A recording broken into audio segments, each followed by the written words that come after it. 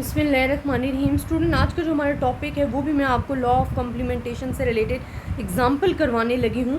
Example आपके पास क्या है कि अगर आपके पास कम्प्लीमेंटेशन का क्वेश्चन आ जाता है और उसमें आपको सैम्पल साइज़ मालूम करना पड़ जाता है, मतलब n मालूम पड़ जाता है, तो आपने उस एग्ज़ाम्पल को कैसे सॉल्व करना है और कम्प्लीमेंटेशन कैसे फाइंड करनी है, जी मैं आपको इस एग्ज़ाम्पल में बताऊँगी।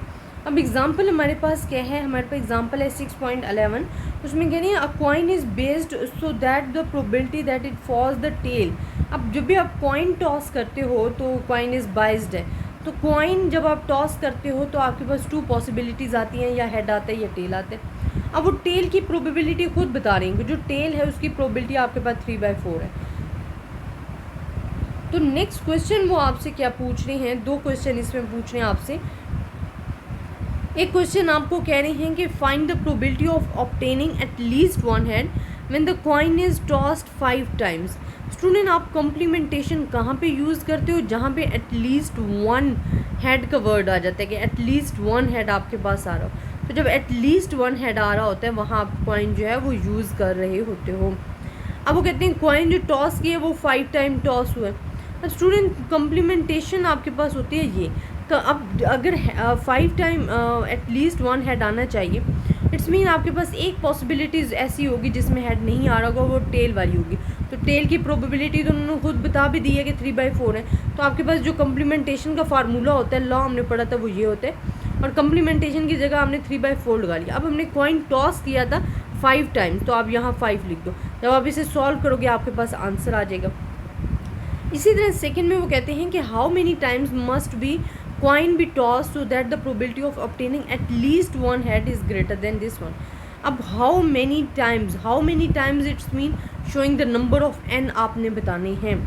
तो आपने क्या लिखा है, प्रोबेबिलिटी ऑफ ये जो आपके पास गिवन थी इसको n नंबर ऑफ टाइम, और वो कहते हैं कि eight least one head is greater then 0.98। तो 0.98 से ग्रेटर होना चाहिए, तो ये हमने साइन लगा दिया। अब आपने क्या करना है स्टूडेंट, कि हमने इसको दूसरी साइड पे लेके जाना है माइनस को, और इस वाली साइड पे इसको इस साइड पे लो, इसको इस साइड पे। तो जो माइनस साइन है वो हमारे पास क्या हो जाएगा, साइन चेंज हो जाएगा आपके पास और पॉजिटिव हो जाएगा यहाँ। अब आपके पास 3/4 एंड 1 में से आपने माइनस किया 0.98 को, तो आपके पास 0.02 वैल्यू आ गई है। अब स्टूडेंट, क्योंकि आपके पास जो वेरिएबल हैं, जो वैल्यूज़ हैं, न्यूमेरिकल वैल्यूज़ हैं, उनकी पावर n गिवन है।